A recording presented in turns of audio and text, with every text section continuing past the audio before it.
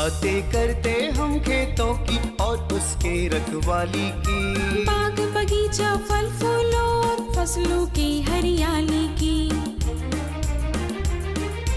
हम बीजों की बातें करते उत्तम जल संसाधन की, हम तकनीकी बातें करते फसलों के उत्पादन की। हर किसान का सपना सच हो जीवन सुखद बनाने को, गाँव-गाँव के हर आंगन का प्यारा सा ये दर्शन। कृषि दर्शन, कृषि दर्शन, कृषि दर्शन, कृषि दर्शन, कृषि दर्शन, कृषि दर्शन, कृषि दर्शन, कृषि दर्शन। नफ़रत में इतनी ताकत कहाँ जो प्यार को मिटा दे, बुद्धि में इतनी ताकत कहाँ जो भावना को हटा दे। प्यार, बुद्धि और भावना यदि एक हो जाए तो समृद्धि को आना ही पड़ता है। कृषि दर्शन कार्यक्रम में आप सभी किसान भाई बहनों का तहे दिल से स्वागत है। रूपा भोजी का जोहार, नमस्कार। तो चलिए आपको लिए चलते हैं कृषि समाचार की ओर, जहां मिलेगी आपको कृषि से संबंधित ढेरों जानकारियाँ। नमस्कार, कृषि समाचार में आपका स्वागत है। मैं हूं सोफिया अहमद। आइए देखते हैं आज कृषि समाचार में क्या है खास। पथरीली जमीन में वन वृक्ष के पौधे लगाए। राज्य के हर जिले में खुलेगा जैविक उत्पाद सर्टिफिकेशन केंद्र। चना की खेती के लिए अनुशंसित प्रभेद में लगाए पूसा 372। अब समाचार विस्तार से।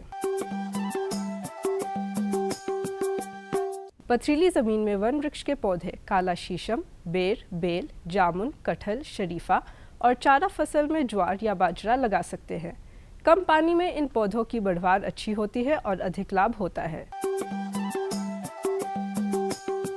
राज्य के हर जिले में जैविक उत्पाद सर्टिफिकेशन केंद्र खोला जाएगा। इस केंद्र के खुलने से किसानों के उत्पाद को उचित कीमत मिल पाएगी। राज्य में कई ऐसे उत्पाद हैं जो जैविक उत्पाद है। इसको बढ़ावा देने के लिए किसानों को अच्छी आमदनी हो सकेगी। किसान भाई, यदि आप मुर्गी पालन कर रहे हैं तो ठंड के समय में मुर्गियों के आवास पर विशेष ध्यान दें।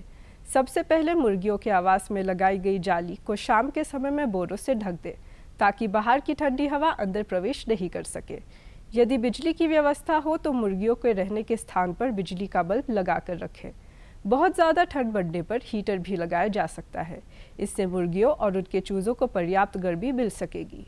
ठंड के समय में खास करके जो भी मुर्गी पालक हैं, खास तौर से जो एक साथ में 100-500 हज़ार मुर्गियाँ रख रहे हैं, उनको तापमान को बनाए रखने के लिए आप रात के समय में, शाम के समय में जो जाली है मुर्गी के घर में, उसको आप बोरा से ढक दें ताकि अगर शाम के समय में, क्योंकि ज़्यादातर क्या होता है कि शाम में या सुबह में ही ज़्यादा ठंड होती है, तो उस मौसम के लिए ताकि बाहर का हवा अंदर ठंड हवा नहीं आ सके और आप अपनी मुर्गियों को, चूज़ों को बचा सकें।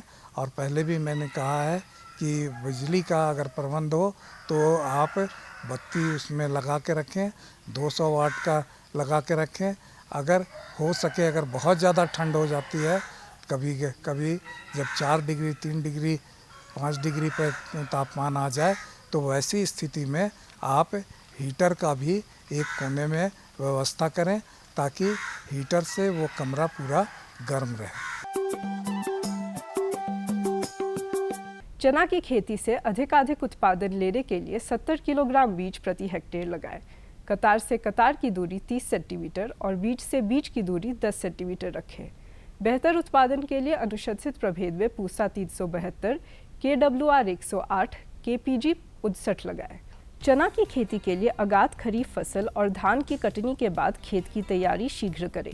2 से 3 बार देशी हल से जुताई करें, पाटा चला दें। चना की बुआई के लिए मध्यम जमीन जिसमें पानी का जमाव नहीं होता है उपयुक्त है। खेत में 2 बार निकाई गुड़ाई करें। पहली बुआई के 20 से 25 दिनों के बाद और दूसरी 40 से 45 दिनों के बाद। साथ ही 2 हल्की सिंचाई भी करें, इससे उपज में वृद्धि होती है। एक सिंचाई फूल आने से पहले और दूसरी फलियां निकलने पर करें। किसान भाई, धान की कटाई के लिए self propelled vertical conveyor reaper नामक कृषि यंत्र का प्रयोग कर सकते हैं। इसकी कार्य क्षमता 1.5 हेक्टेयर प्रतिदिन है। आज की विशेष जानकारी है टमाटर फसल में फल छेदक और पत्र छेदक कीटों के नियंत्रण के बारे में। किसान भाई, यदि आप टमाटर फसल की खेती कर रहे हैं तो इस समय फल छेदक और पत्र छेदक कीट से सावधान रहें। इन कीटों के रोकथाम के लिए 250 किलोग्राम नीम की खल्ली में 20 किलोग्राम DAP मिलाकर अपने खेतों में भुरकाव कर दें।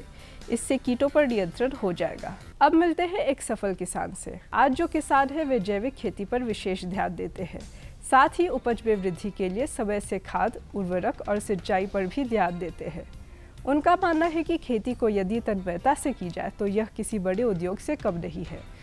जैविक खेती यहाँ हो रहा है, लेकिन कुछ अलग वही सब लग रहा है। मैंने जो पहले लगता था वही सब लग रहा है, और उसमें थोड़ा सा चेंजिंग हुआ है, जैसे ड्रिप, मल्चिंग, बरसात के सीजन में ये सब थोड़ा सा चेंजिंग हुआ है। और अब एक नज़र राज्य के 5 प्रमुख शहरों के मौसम के मिजाज पर।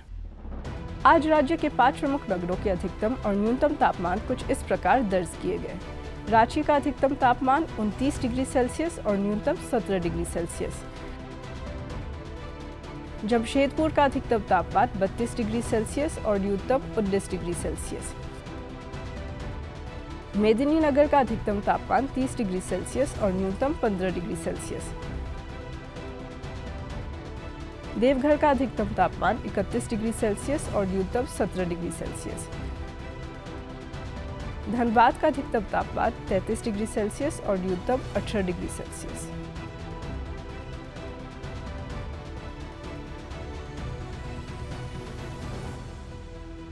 कृषि समाचार में आज इतना ही। अगले दिन अगले अंक में फिर मुलाकात होगी कुछ ताज़ा तरीन खबरों के साथ। तब तक के लिए दीजिए इजाज़त। नमस्कार, जोहार।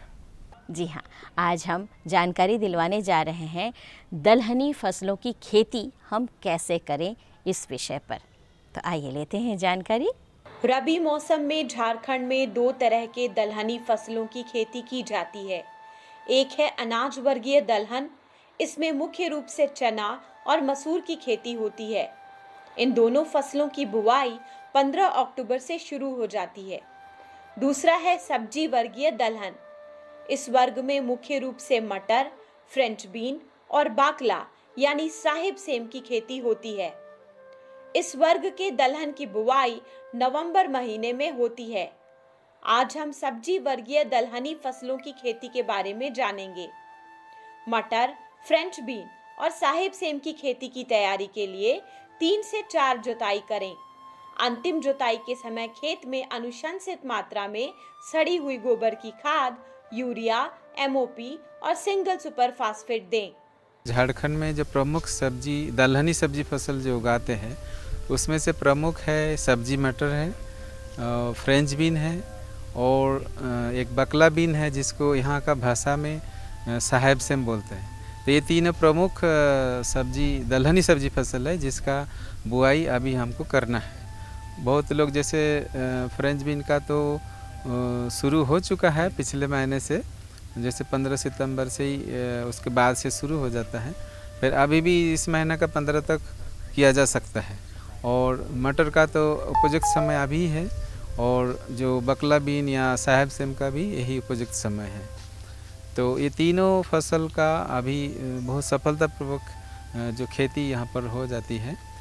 तो उसके लिए पहले तो हमारा जो ज़मीन है, ज़मीन का चुनाव करना है। तो ज़मीन यहाँ का जो हल्की मिट्टी है तो यहाँ का हम लोग आम्लिक मिट्टी बोलते हैं। तो इसमें चूना का प्रयोग करने से हमारा जो उपज में वृद्धि हो जाती है। करीब जैसे प्रति एकड़ में हम 1 से 1.25 क्विंटल चूना का प्रयोग करेंगे, जो कृषि में प्रयोग जगह चूना, तो उससे हमारा फ़ायदा ज़्यादा होगा और ज़मीन का भी सुधार होगा, उपज भी बढ़ेगा। लेकिन जो 3-4 बार अच्छा तरह से जुताई करके हम जो कैरी में लगाते हैं तो उसमें हम अंतिम जुताई के समय जो सड़ी हुई गोबर की खाद जैसे 200 से 250 क्विंटल प्रति हेक्टेयर की दर से हम प्रयोग करते हैं। फिर जो कैरी बनाते हैं कैरी में हम रासायनिक खाद भी प्रयोग करते हैं अच्छी उपज के लिए। किसान भाइयों, आप मटर, फ्रेंच बीन और साहिब सेम की गुणवत्तापूर्ण उपज प्राप्त करने के लिए तथा मिट्टी को स्वस्थ एवं लंबे समय उर्वर बनाए रखने के लिए जैविक खादों के उपयोग को प्राथमिकता दें। ज्यादा से ज्यादा जैविक खाद और कम से कम या ना के बराबर रासायनिक खाद का इस्तेमाल करें। जैविक खाद में अनुशंसित मात्रा में सड़ी हुई गोबर की खाद, नीम की खल्ली और केचुआ खाद का इस्तेमाल कर सकते हैं। हम पहले मटर का बात करें तो मटर के लिए पहले हम 22 किलोग्राम यूरिया प्रति हेक्टेयर की दर से और 375 किलोग्राम सिंगल सुपर फास्फेट और 67 किलोग्राम म्यूरेट ऑफ पोटाश प्रति हेक्टेयर करके प्रयोग करते हैं। वही चीज़ हमारा फ्रेंच बीन के लिए हम 60 किलोग्राम यूरिया और 315 किलोग्राम सिंगल सुपर फास्फेट और 85 किलोग्राम म्यूरेट ऑफ पोटाश प्रति हेक्टेयर के दर से प्रयोग करते हैं। और वही बकला बीन या साहेब सेम के लिए हम 25 किलोग्राम यूरिया और 100 किलोग्राम सिंगल सुपर फास्फेट और 60 किलोग्राम म्यूरेट ऑफ पोटाश प्रति हेक्टेयर की दर से बुआई के पहले हम प्रयोग कर देते हैं, मिट्टी में अच्छा से मिला देते हैं। उसके बाद हम जो कैरी में हमारा जो बीज का बुआई होता है वो निर्दिष्ट दूरी पर होता है। तो जैसे हम मटर, फ्रेंच बीन और साहेब सेम की बुआई में मेड़ बनाकर बीज बोना ज्यादा फायदेमंद होगा। पौधों का बेहतर विकास और अच्छी उपज के लिए कतारों और पौधों के बीच अनुशंसित दूरी जरूर रखें।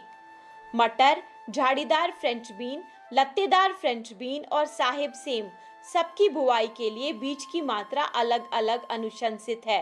फ्रेंच बीन में जैसे दो प्रकार का फ्रेंच बीन होता है, एक लतरदार होता है, एक झाड़ीदार होता है। तो दोनों इस समय लगाया जाता है।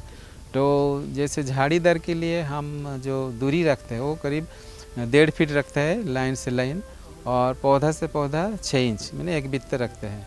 और जो हमारा जो लतरदार फ्रेंच बीन है उसके लिए लाइन से लाइन 1 मीटर रखते हैं और पौधा से पौधा वही है मैंने 6 इंच 15 सेंटीमीटर एक बित्ते रखते हैं।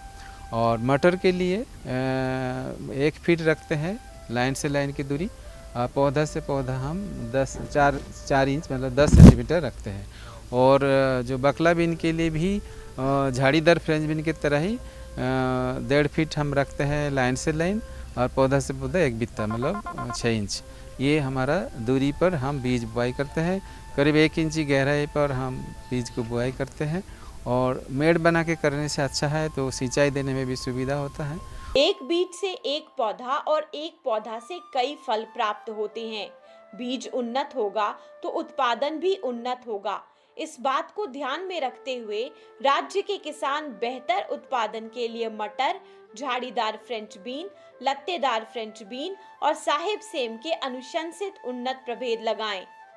तो पहले मैं मटर का बात करूं तो मटर में जैसे 2 प्रकार का किस्म है, एक आगेती है, एक मध्यकालीन या पीछेती किस्म है। तो आगेती किस्म में आर्केल बहुत पुराना किस्म है लेकिन अच्छी किस्म इसलिए अभी तक लोग लगा रहे हैं। आर्केल है, फिर मटर आगेता 6 है, ये पंजाब कृषि विश्वविद्यालय लुधियाना से विकसित हुई है। फिर BL आगेती मटर 7 है, ये जो विवेकानंद पर्वतीय कृषि अनुसंधान संस्थान अल्मोड़ा उत्तराखंड से विकसित, वो भी यहाँ के लिए अच्छा पाया गया है। और एक काशी उदय जो भारतीय सब्जी अनुसंधान संस्थान बनारस से विकसित हुई है, वो भी यहाँ के लिए अच्छा है। और जो मध्यकालीन किस्म है उसमें जो कि एक रोग होता है चूर्णी लासिता पाउडर मिल्लू, तो उसका प्रतिरोधी किस्म हम लोगों ने इस केंद्र से विकसित किए हैं।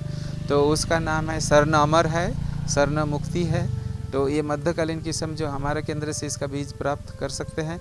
इसके अलावा मैंने काशी शक्ति है, आज़ाद पी 2 है और ये सब जो मध्यकालीन किस्म है जिसका खेती किसान भाई बहुत अच्छा से कर सकते हैं। उसी तरह फ्रेंच बीन में जैसे झाड़ीदार किस्म में आपका हमारे यहाँ से स्वर्णप्रिया है और जो चौड़ा फली वाला है। फिर आर्का कोमल है जो भारतीय बागवानी अनुसंधान संस्थान बेंगलुरु से विकसित हुई है, वो है। उसके अलावा हमारे यहाँ केंद्र से और 2 उन्नत प्रजाति का है, जैसे HFB 2 है, सफ़ेद बीज का उसका रंग है, और HFB 4 है, ये अच्छा किस्म है। इसके अलावा पूसा पार्वती है, कंटेंडर है, पंत अनुपमा है जो पंतनगर कृषि विश्वविद्यालय से विकसित हुई। ये सब मतलब जो झाड़ीदार किस्म है। आज लतरदार में हमारे इस केंद्र से विकसित हुई है स्वर्ण लता है। फिर बिरसा कृषि विश्वविद्यालय से बिरसा प्रिया का विकसित लतरदार किस्म है फ्रेंच बीन का। और पूसा हिमलता जो भारतीय कृषि अनुसंधान संस्थान का जो क्षेत्रीय केंद्र है कटराइन हिमाचल प्रदेश, वहाँ से विकसित हुआ है। तो ये सब अपना हम लोग यहाँ और भी 2 उन्नत प्रजाति का हुआ जो HAPB 3 है, HAPB 4 है। उसका भी हमारा यहाँ से केंद्र से बीज बिक्री होता है, तो वो सब का अच्छा किस्म है। और ये जो आपका साहेब सेम है, साहेब सेम में जो उन्नत किस्म हमारा केंद्र से विकसित हुई है उसका नाम है स्वर्ण सफल। तो उसका खेती, उसका उपज क्षमता भी अच्छा है, मतलब 250 से 300 क्विंटल प्रति हेक्टेयर की दर से है। किसान भाइयों, मटर, फ्रेंच बीन और साहिब सेम की सही समय पर बुआई करें। जैसा कृषि वैज्ञानिक ने बताया, उसी आधार पर खेत की तैयारी, उर्वरकों का प्रयोग और उन्नत प्रभेदों का चुनाव करें। निश्चित रूप से आप बेहतर उत्पादन से बेहतर लाभ कमाने में सफल होंगे। बारी है दूसरी जानकारी की। तो आज की दूसरी जानकारी है गोभी वर्गीय फसल की उन्नत खेती के बारे में। तो आइए लेते हैं जानकारी और उठाते हैं लाभ। सब्जी फसलों में गोभी की मांग पूरी दुनिया में है। विश्व के बाजार में भारत एक प्रमुख गोभी उत्पादक देश है। भारत में गोभी वर्गीय सब्जी फसलों में फूल गोभी, पत्ता गोभी और ब्रोकली की खेती की जाती है, जबकि झारखंड में मुख्य रूप से फूल गोभी और पत्ता गोभी की खेती होती है। राज्य में तकरीबन एक महीने के आगे पीछे फूल गोभी और पत्ता गोभी की अगात, मध्य और पिछात बुवाई होती है, जबकि गर्मी शुरू होने से पहले ग्रीष्मकालीन गोभी की बुवाई कर देनी चाहिए। राज्य के किसान अभी से लेकर दिसंबर तक गोभी की मध्य और पिछात बुवाई कर सकते हैं। गोभी वर्गीय में फसलों में हम अगर जाएंगे तो इसमें हमारा कैबेज है, इसको पत्ता गोभी बोलते हैं। कॉलीफ्लावर है, इसको फूल गोभी बोलते हैं। ब्रोकोली करके एक ग्रीन कलर वाला जो कॉलीफ्लावर टाइप का वर्गीय में ही है, ये ब्रोकोली बोलते हैं। और इसके साथ ब्रसेल्स स्प्राउट एक है और नूलकोल भी है। इसका थोड़ा छोटा एरिया में खेती होता है। हमारा भारत देश में सबसे ज़्यादा खेती होती है पत्ता गोभी और फूल गोभी। पत्ता गोभी में विश्व में हमारा स्थान 14 स्थान में है और फूल गोभी में 5वां स्थान में है हमारा। फूल गोभी और पत्ता गोभी की उन्नत खेती के लिए वैज्ञानिक तरीके से खेत की तैयारी करें। 2-3 गहरी जुताई करें, मिट्टी को भुरभुरा कर दें, पाटा चलाकर खेत समतल करें और मेड़ बनाकर फसल लगाएं। इससे पहले अंतिम जुताई के समय मिट्टी में सड़ी हुई गोबर की खाद, नाइट्रोजन, फास्फोरस और पोटाश अनुशंसित मात्रा में मिला दें। बुआई के 1 महीने बाद सूक्ष्म पोषक तत्व कैल्शियम, मोलिब्डेनम और बोरॉन का छिड़काव करें। इससे फलों का रंग, रूप और आकार सही रहता है। ये फूल गोभी और पत्ता गोभी जो है ये सीज़न का डिपेंडेंट है, तो हम लोग का जो किस्म चुनना है उसको सीज़न के अनुसार चुनना है। इसमें हमारा अर्ली वैरायटी है, मिड वैरायटी है और लेट वैरायटी है। जो अर्ली वैरायटी को बोलते हैं आगात वैरायटी, मध्य और लेट वैरायटी को बोलते हैं पिछात वैरायटी, और जो मिड वैरायटी को बोलते हैं मध्यकालीन वैरायटी। और साल भर में जो होता है, जो समर के अर्ली समर क्रॉप होता है उसको ग्रीष्मकालीन किस्म बोलते हैं। तो उसके अनुसार जो सीज़न में हम लोग इसको डाल रहे हैं उसके अनुसार हमको पहले किस्म को चुनना चाहिए।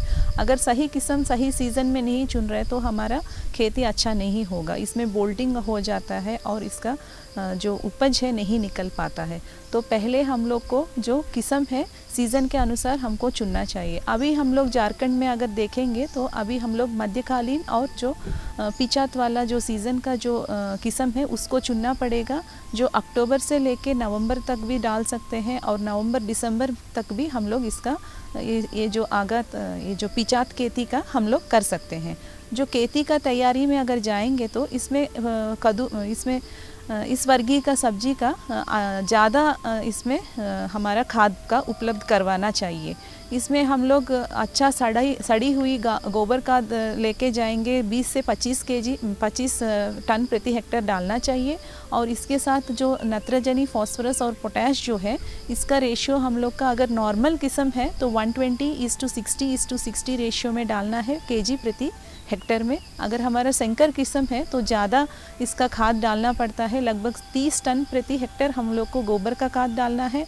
और नाइट्रोजन, फास्फोरस और पोटैश का रेशियो होना चाहिए 200, 200, 150 और 100 का रेशियो में डालना चाहिए।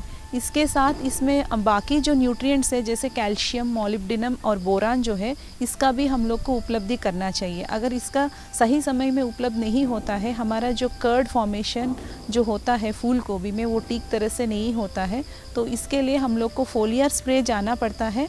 जो खेत का डालने के बाद हमारा जो 1 महीना के बाद इसका शुरुआत करना चाहिए। मॉलिब्डेनम का स्प्रे करना चाहिए, कैल्शियम का स्प्रे करना चाहिए और आपका बोरान का भी स्प्रे करना चाहिए।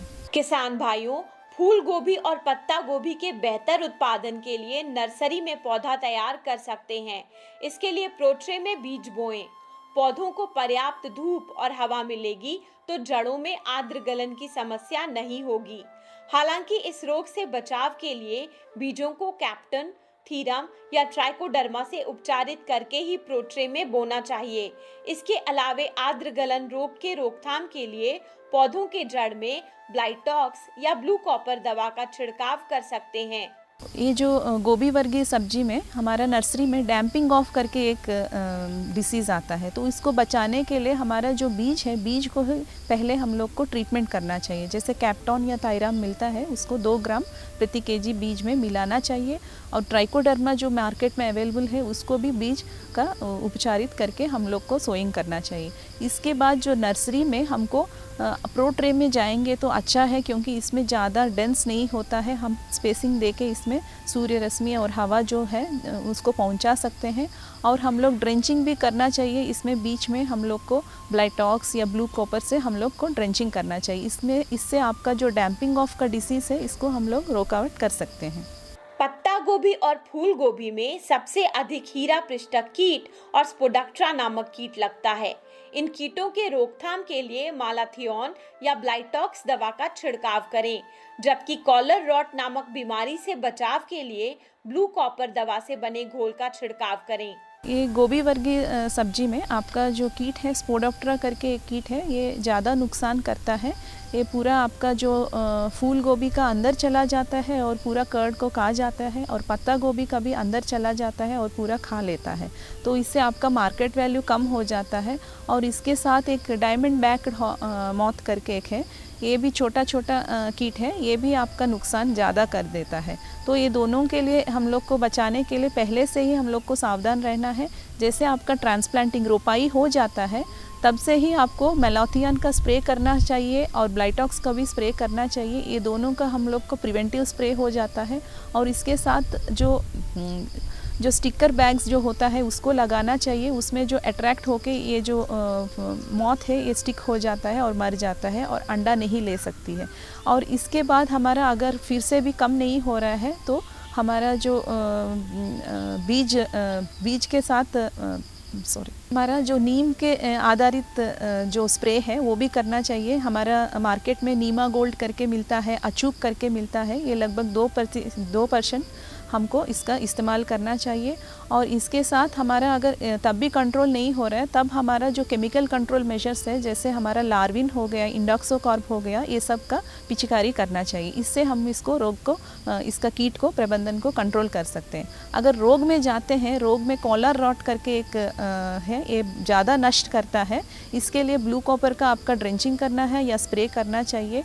और जो मैंने पहले बताया जो फिजियोलॉजिकल डिसऑर्डर्स है, इसके लिए आपको कैल्शियम, मॉलिब्डेनम और बोरान का इसका आपको सही समय पे फोलियर स्प्रे करेंगे तो हम इसका क्वालिटी बढ़ा सकते हैं। किसान भाइयों, कई दफा अच्छी फसल लगने के बावजूद आगे चलकर अच्छी उपज नहीं मिलती है। इस समस्या के निवारण के लिए फूल गोभी और पत्ता गोभी के जो प्रभेद अगात, मध्य और पिछात खेती के लिए अनुशंसित हों वही प्रभेद लगाएं। इससे अच्छी उपज मिलेगी और अच्छी आय होगी। तो कैसी रही जानकारी? अच्छी थी ना? जी हाँ, हमारी दी हुई जानकारियों पर यदि आप अमल करेंगे तो लाभ ज़रूर होगा।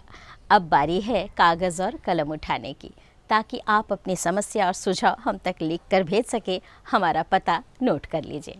हमारा पता है कार्यक्रम कृषि दर्शन, कृषि प्रकोष्ठ द्वारा केंद्र निदेशक, दूरदर्शन केंद्र, रातू रोड, रांची। पिन संख्या 834001। तो हमें रहेगा आपके ख़तों का बेसब्री से इंतज़ार। लिखना बिल्कुल मत भूलिएगा। और हाँ, आप हमें फेसबुक और ट्विटर पर भी संपर्क कर सकते हैं। अब हमें और हमारी पूरी टीम को दीजिए इजाज़त। जोहार, नमस्कार।